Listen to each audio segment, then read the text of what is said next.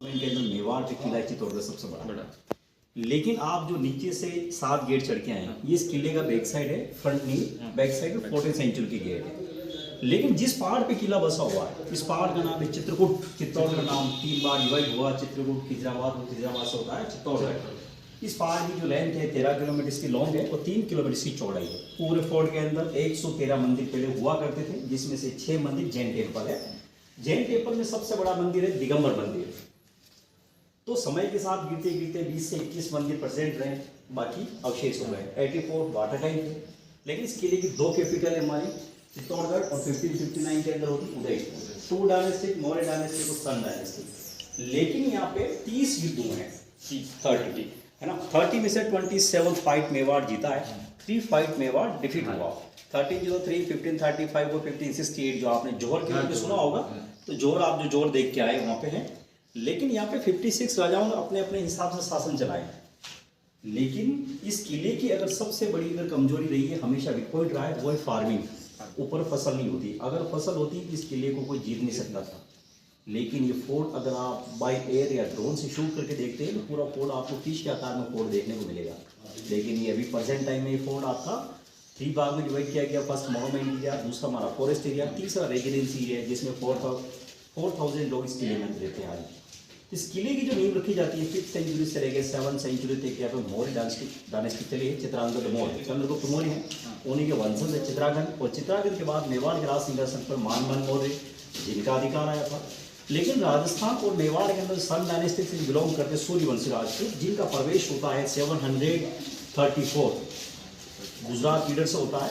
राजा महेंद्र का लड़का, बचपन का नाम कारभोज, आगे जाकर होता है बप्पा रावल। तो वो 8th सेंचुरी में यहाँ पे मानमल मौर्य को डिफीट करते हैं, तो मौर्य वंशी डायनेस्टी को खत्म करके वो सन डायनेस्टी की स्थापना करते हैं। उनकी सेना के अंदर एनी टाइम 12,72,000 सैनिक अवेलेबल रहते थे। उनकी हाइट 9 फीट उनकी हाइट थी, और 32 हाथ जो धोती पहनते 16 हाथ का शायद दुपट्टा डाले रहते थे। बोलते कि इतने बड़े वॉरियर थे कि जब भी वॉर के लिए तलवार लेके निकलते तो दुश्मन उनको देख के भाग खड़े होते वहाँ से। 57 ईयर तक उन्होंने शासन किया। फर्स्ट विदेशी ताकत मोहम्मद बिन कासिम, जो लाहौर के पास में एक मंदिर को डिस्ट्रॉय करता है, वो परावल मेवाड़ से मात्र 20,000 सोल्जर लेके अरब पे अटैक करते, तो 1 डेज के अंदर 1 लाख सैनिकों को जान से मार देते। लेकिन 56 राजाओं में से 2 राजा ऐसे हुए जिनका गोल्डन टाइम पीरियड था। एक तो बप्पा रावल, दूसरा आते महाराणा कुंभा, जिनका 1433 से लेकर 1468 तक शासनकाल चलता है। 32 फोर्ट वो स्वयं बनवाते हैं, बाकी रिनोवेशन करते हैं। लेकिन इस किले के ऊपर 3 वॉर ऐसी हुई है जो मेवाड़ में काफी नुकसान हुआ। फर्स्ट अटैक अलाउद्दीन खिलजी ने इस किले पर अटैक किया, मेवाड़ उस फाइट को हार चुका। लेकिन जीतने के बाद खिलजी को कुछ मिला नहीं, तो उसने 6 मंथ तक इस किले को डिस्ट्रॉय करने का काम किया। फिर स्वयं का लड़का खिजर खान, जिसको मेवाड़ का शासक बनाया, तो खिजर खान ने राज सिंहासन के बैठते चित्रकूट से इसको बना दिया खिजराबाद। लेकिन उसके बाद उसको प्राप्त करते हैं हमीर सिंह सिसोदिया। तो वापिस ये क्या होता है, खिजराबाद से बनता है चित्तौड़गढ़, और हमीर सिंह के बाद जयत्र सिंह, लख सिंह, बोकल, कुंभा, रायमल, राणा सांगा से उदय सिंह से प्रताप, और प्रताप से अमर सिंह। और कृष्ण भक्ति, तो जब वो मेड़ता से शादी करके आई तो मीरा जी को यहाँ रहने के लिए पैलेस बनवाया था, मीरा पैलेस बोला जाता है। लेकिन भोजराज की डेथ के बाद जब वो साधु महात्माओं के बीच बैठ के भजन करती थी, तो उनके जो देवर थे विक्रमादित्य सिंह, जिन्होंने कहा कि भाभी माँ, हम लोग राज परिवार से, हमें शोभा नहीं देता है कि हम लोग किसी साधु महात्माओं के बीच बैठ के भजन करें, अच्छी बात नहीं है, आपको करने है तो आप अकेले करें। लेकिन मीरा जी ने जब बात नहीं मानी तो उन्होंने उनको टॉर्चर किया।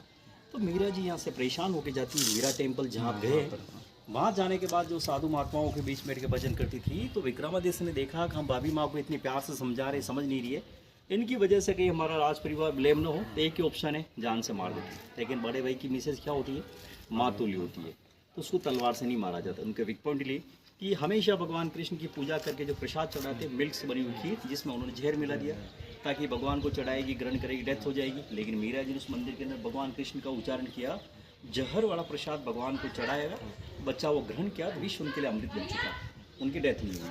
फिर दूसरा चांस लिया कि हमेशा भगवान कृष्ण की पूजा करके जो फूल अर्पित करते हैं, फूलों के बेकेट के अंदर स्नेक को बिठा दिया, जैसे आप फ्लावर उठाओगे स्नेक काट लेगा। लेकिन मीरा जी ने जैसे हाथ डाला, स्नेक एक फूलों का हार बन गया। लेकिन बाद में मीरा जी ने देखा हर रोज़ के झगड़े से अच्छा है मेवाड़ छोड़ दें। अपने साथ जो भगवान कृष्ण की स्टैचू लेके आई थी, यहाँ पे गले लगाया और यहीं से पैदल चल पड़ी। लेकिन उस समय वो माइंड से इतनी डिस्टर्ब हो चुकी थी, उनको नहीं पता था कि मैं किसी रास्ते पे चल रही हूँ या कहीं पानी में गिरने वाली हूँ। तो जैसे पानी में गिरने वाली होती हैं तो मीरा जी को पकड़ के कोई पीछे खींचता है। जब वो पलट के देखती है तो भगवान कृष्ण और स्वयं खड़े होते हैं। तो वो उनको बताते हैं कि आप मेरे को मेवाड़ की जगह द्वारका में जाके ढूंढ रहा हूँ, बेट द्वारका गुजरात। तो फिर वो राउंड करती है अपनी, यहाँ से सीधा मेड़ता, मेड़ता से गोकुल, मथुरा, वृंदावन होते हुए 1547 द्वारका पहुँचती है। तो बेट द्वारका के अंदर एक मंदिर है, रणछोड़ मंदिर। उस गए ना, उस मंदिर के अंदर सिर्फ मीरा जी को प्रवेश करते हुए देखा गया है, एग्जिट करते हुए किसी ने देखा नहीं है। बताते कि उस मंदिर के अंदर जैसे ही उन्होंने प्रवेश किया, फिर कृष्ण जी की प्रतिमा के सामने अपने दुख रखे, दुखों के कारण प्रतिमा 2 भाग में डिवाइड हुई और मीरा जी उसमें प्रवेश कर गई। लेकिन सर इस चीज़ का अपन विश्वास कर नहीं सकते हैं, क्योंकि स्टोन के अंदर कौन जाएगा, हमें एविडेंस चाहिए। उसका जो एविडेंस था, जैसे ही मीरा जी प्रवेश होती हैं और प्रतिमा क्लोज होती है तो मीरा जी की चुन्नी का पल्लू बाहर रह जाता है, जिससे प्रमाणित होता है कि मीरा जी द्वारका में जाके समाहित हुई है। ये जो आप प्रतिमा देख रहे हैं आप, ये 2002 के अंदर MP बिरला सीमेंट प्लांट है हमारे यहाँ का, उनका CSR डिपार्टमेंट ने न्यू प्रतिमा लगा के उसकी प्राण प्रतिष्ठा की, जो वहाँ देखने को मिलती। लेकिन इस तरह के किले आपको सिर्फ 2 जगह देखने को मिलेंगे, एक तो मेवाड़ के अंदर, दूसरा आपके महाराष्ट्र में, जहाँ महाराज छत्रपति शिवाजी ने काफ़ी संघर्ष किए, महाराज संभाजी ने काफ़ी संघर्ष किए, उनके किले इसी दौर के अंदर है। जिन लोगों ने गुलामी की है, हमारा जयपुर वगैरह है, ग्वालियर है, तो वहाँ पर भी अटैक हुई नहीं है, वो किले सुरक्षित है। लेकिन मेवाड़ के अंदर होता क्या है, मेवाड़ के राजपूतों ने सिर्फ 3 बंदों के सामने अपने सर झुकाए हैं। कहाँ पे? एक स्वयं के फादर के सामने, दूसरे भगवान एकलिंगनाथ के सामने, तीसरे अपने गुरु। इसके अलावा किसी के साथ में सर नहीं झुकाया।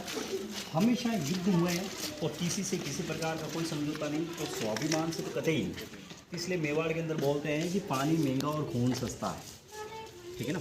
तो ये 1559 की जो कैपिटल चेंज हुई और 1568 का जो युद्ध हुआ अकबर का, उसके बाद ये किला हमेशा के लिए वीरान हो चुका था। यहाँ पे किसी ने भी शासन किया। एक दासी पुत्र था जो महाराणा प्रताप के फादर उदय सिंह को बचपन में मार के मेवाड़ के राज सिंहासन पर बैठना चाह रहा था, लेकिन उनकी केयर करती थी पन्ना दाई। उनको पता चला कि दासी पुत्र राजकुमार को मार देना चाह रहा है, तो उन्होंने अपने विश्वास पत्र सोल्जर के जरिए उदय सिंह जी को यहाँ से कुंभलगढ़ में शिफ्ट कर दिया। स्वयं का लड़का चंदन, जिसको उदय सिंह के कपड़े पहना के यहाँ लेटा दिया, वो दासी पुत्र जैसे ही आता है उदय सिंह के बारे में पूछता है, वो इशारा करते हैं कि एक लेटर राजकुमार एक मदर के सामने वो तलवार से वार करता, उस लड़के के 2 टुकड़े कर देता है।